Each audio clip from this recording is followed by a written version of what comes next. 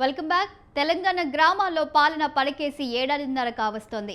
గ్రామ పాలనలో కీలకమైన సర్పంచుల పదవులు ఖాళీగా ఉన్నాయి. అటు ఎంపీటీసీ, జడ్పీటీసీ ఎన్నికలు జరగాల్సి ఉంది. బీసీ రిజర్వేషన్లు ఇచ్చాకే ఎన్నికలకు వెళ్తామని తెలంగాణ ప్రభుత్వం గట్టిగా ఉంది.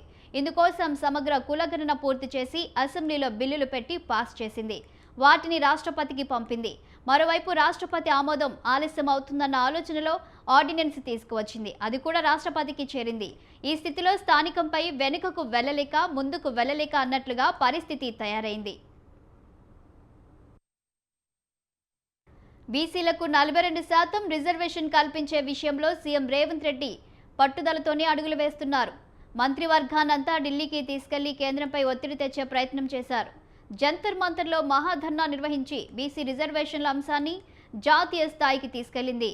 అటు రాష్ట్రపతిని కలవడానికి కూడా ట్రై చేసింది.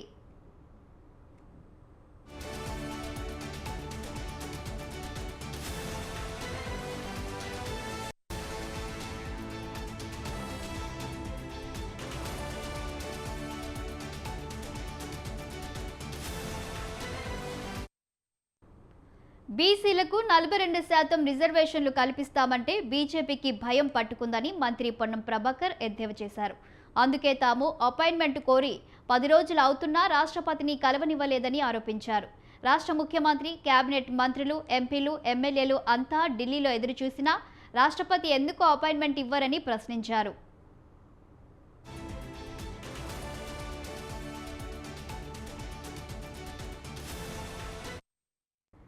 మరోవైపు బీసీ రిజర్వేషన్లపై తనకు సరైన మార్గమే ఇప్పుడు కనిపించడం లేదన్న సీఎం రేవంత్ వ్యాఖ్యలు వాస్తవ పరిస్థితిని తేటతెల్లం చేస్తున్నాయి. ఈ విషయాన్ని స్వయంగా రేవంతే చెప్పుకొచ్చారు. రిజర్వేషన్ విషయంలో పట్టుదలతోనే ఉన్నామని, బీసీలకు న్యాయం చేయాలని ప్రయత్నిస్తున్నామని తెలిపారు.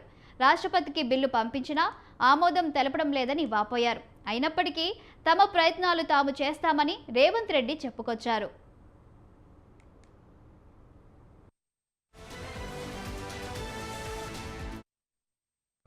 బీసీ రిజర్వేషన్ల విషయంలో తెర వెనుక ఏం జరుగుతుందో కూడా ప్రజలకు తెలియాల్సి ఉందన్నారు రేవంత్.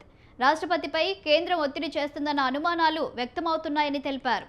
అయితే ఏదో ఒక రకంగా రిజర్వేషన్ కల్పించేందుకు అన్ని మార్గాలను అన్వేషిస్తున్నామని రేవంత్ రెడ్డి తెలిపారు. అయితే ఆయా మార్గాల్లో కొన్ని ఇబ్బందులున్నాయని తెలిపారు. స్థానిక సంస్థలను వాయిదా వేసి ఈ బిల్లు ఆమోదం పొందే వరకు కూడా వేచి ఉండాలని ఉందన్నారు.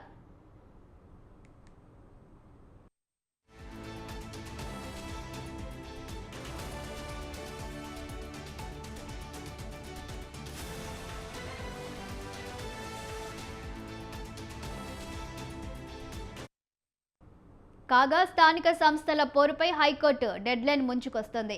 ఎన్నికలు తప్పక నిర్వహించాల్సిన పరిస్థితి. అదే సమయంలో పంచాయతీలకు ఎన్నికలు జరగకపోతే కేంద్రం నుంచి రావాల్సిన నిధులు కూడా ఆగిపోయే అవకాశం ఉంది.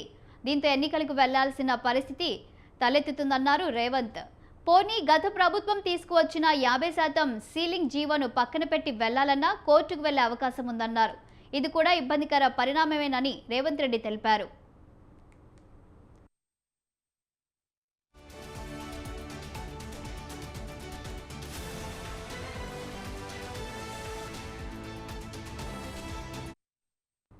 స్వతంత్రంగా రిజర్వేషన్ అమలు చేసేందుకు ప్రయత్నిస్తామని రేవంత్ చెప్పడం చూస్తుంటే పార్టీ పరంగా బీసీలకు 42% టికెట్లు ఇచ్చే దిశగా అడుగులు పడుతున్నట్లుగా కనిపిస్తోంది.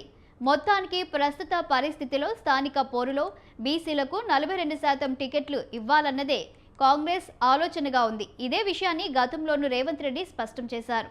తమలాగే మిగతా పార్టీలు కూడా బీసీలకు 42% టికెట్లు కేటాయిస్తే రిజర్వేషన్ల గోడు ఉండదన్నది మరో మార్గం.